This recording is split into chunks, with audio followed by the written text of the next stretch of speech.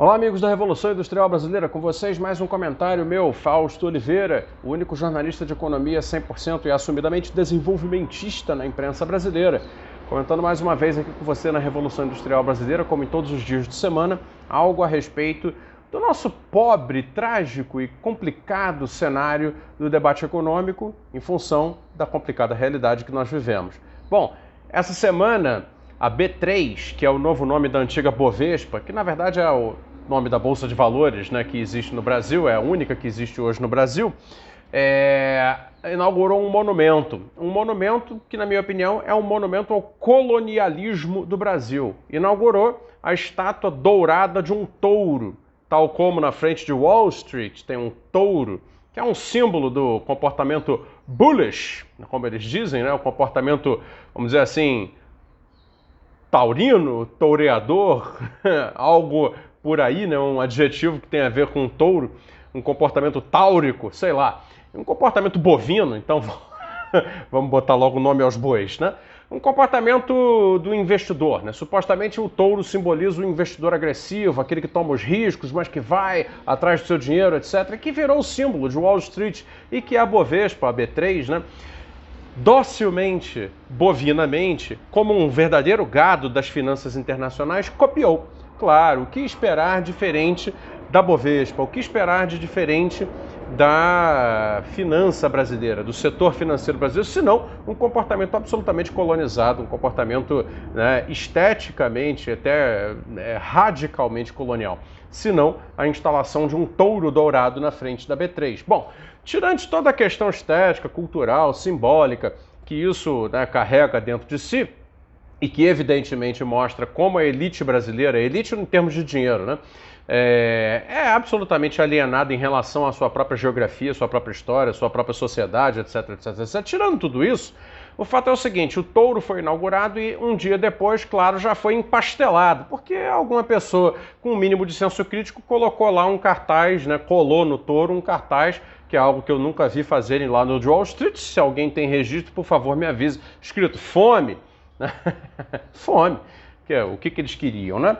Esses imbecis, depravados, como eu costumo dizer, cleptocratas, plutocratas do mercado financeiro brasileiro, estão dançando na cara da sociedade, sambando, né, o samba country que eles querem sambar lá dos Estados Unidos em cima da dignidade da sociedade brasileira, tá?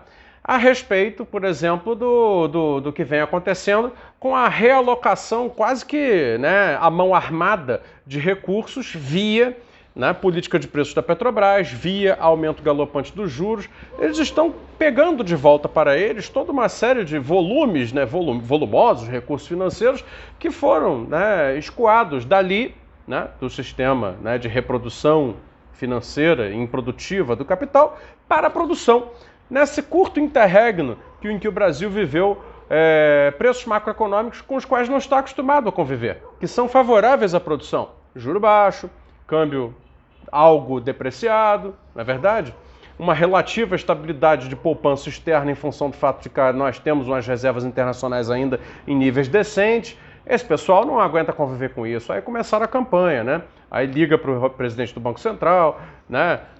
Aperta o Paulo Guedes, começa a pedir, né, realocação financeira de recursos, tanto na área financeira quanto nas multinacionais. E o resultado disso não é outro senão o retorno da perspectiva de recessão, como eu comentei aqui, né, coisa que eles vão festejar com muitas touradas douradas, né, pelo centro de São Paulo, né, traduzido em ativos financeiros que se valorizaram tremendamente daqui para diante, com alta dos juros, com distribuição de lucros da Petrobras, etc, etc. E, ao mesmo tempo, claro, né, nós que estamos embaixo da pata desse touro dourado, vamos ser pisoteados, como já estamos sendo, cada vez mais em função dessa cleptocracia, dessa plutocracia que vem realocando os recursos da sociedade, né, dentro da legalidade, porque o Brasil permite isso, né, de uma maneira atroz, de uma maneira absolutamente violenta. Né? Violenta. É violência isso que está sendo feito. E aí eu quero me referir aqui a algumas coisas que começaram a aparecer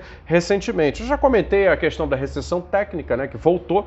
Isso significa naturalmente menos emprego, menos possibilidades econômicas, menos vagas para a juventude, menos de tudo um pouco que importa em termos econômicos para a sociedade. E quero comentar aqui agora o seguinte, saiu aí um dado hoje dizendo o seguinte, que a procura por viagens de ônibus está aumentando cavalarmente, me refiro naturalmente às viagens interestaduais, né, de ônibus, está aumentando muito diante da alta de mais de 60% no preço das passagens aéreas. Né? Como vocês sabem, já foi comentado aqui mais de uma vez, os preços do diesel, da gasolina e também do querosene de aviação, que também é outro derivado de petróleo, estão todos subindo nessa proporção ao longo desse ano. Em função de quê? De quê? Ora, da decisão da Petrobras de fazer um alinhamento ao preço internacional sem nenhuma necessidade disso e também, naturalmente, em função do fato de que a Petrobras, como está evidentemente sob uma gestão privatizadora, uma gestão que quer a sua própria venda, fatiamento e venda, né, para sua alienação, para colocar o Brasil finalmente de joelhos, né, em termos de energia e soberania energética ao capital internacional, essa gestão está aplicando, né, os aumentos relativos ao preço internacional quase que semanalmente. E isso tem dado naturalmente um galope, um choque de custos, né, na economia que se espalha por tudo, porque os combustíveis são usados em tudo. Eu não me canso de falar disso porque, afinal de contas, se tornou quase que a pauta única do Brasil nesse instante. Né? É um ataque frontal, precisa ser respondido diariamente.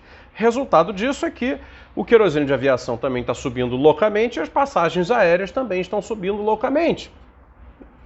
Quem duvidaria que isso fosse acontecer?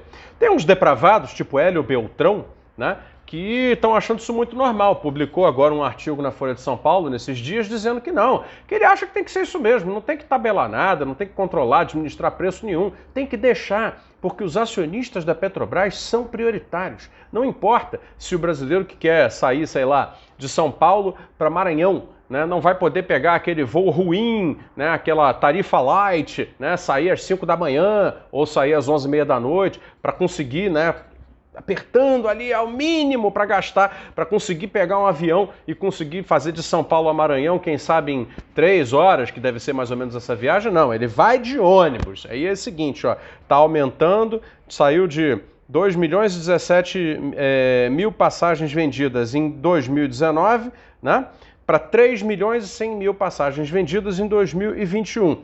Isso é o segundo a Associação Brasileira das Empresas de Transporte Terrestre de Passageiros. Ou seja, está fazendo uma troca do avião pelo ônibus. E aí, claro, isso é em resposta a quê? Ao fato de que esse choque de custos na economia brasileira vem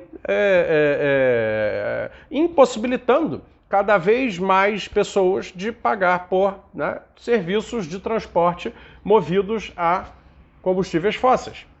Ou fazer a troca do avião, que é mais caro, pelo ônibus, que é mais barato. Complicado, né? Imagine você saindo de São Paulo para o Maranhão, hein, passando 2, até 3 dias na estrada. Complicado, isso não é qualidade de vida. Muito bem, isso é uma coisa relevante, é um dado relevante. São essas coisas que estão acontecendo no Brasil graças a isso que levou esses depravados, esses cleptocratas, plutocratas, a colocarem um monumento ao Wall Street em pleno centro de São Paulo, um touro dourado, porque, segundo eles, tocar os testículos do touro dourado dá sorte no mercado.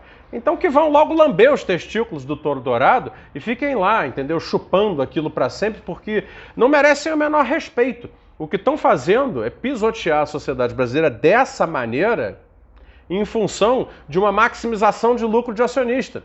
Então, ó, banana para esse pessoal. Não merecem o menor respeito, são depravados, estão assaltando a mão armada da sociedade, controlando na mão grande e na cara dura os mecanismos de decisão que o Estado deveria ter sobre o processo econômico para evitar que isso acontecesse em defesa da sociedade. E em função desse cenário de liberalização extremada, que, claro, num país como o Brasil só nos pode levar a aumento de desigualdade, festejam, celebram, né? Terão um Natal de sonho, né? Com muito anel de brilhante nos dedos, Ferraris novas sendo compradas, grandes picapes sendo compradas, viagens nos melhores hotéis aí pelas Europas da vida, etc, etc, etc. Né? Isso é o que está acontecendo no Brasil de agora. Quer se queira aceitar, quer não se queira. É assim, isso é o que está acontecendo no país. Né? E nós que estamos fazendo a crítica disso também, por outro lado, estamos ganhando mais audiência. Isso é uma coisa bacana que está acontecendo. Mais e mais e mais pessoas estão se dando conta desse assalto à mão armada, porque essa realocação financeira de recursos é um assalto à mão armada, porque torna-se impossível a gente falar em projeto de país, em reindustrializar, políticas de inovação e não sei mais o que são os assuntos que a gente gostaria de estar tratando, propondo coisas ao país, num cenário como esse. Entenderam? Eles rapidamente realocaram todo o sistema para favorecê-los e, com isso, impossibilitam quaisquer outras discussões. Infelizmente, essa é a realidade. Bom, eu fico por aqui, agradeço a sua audiência. Obrigado, volta aí na Revolução Industrial Brasileira. Sempre um abraço.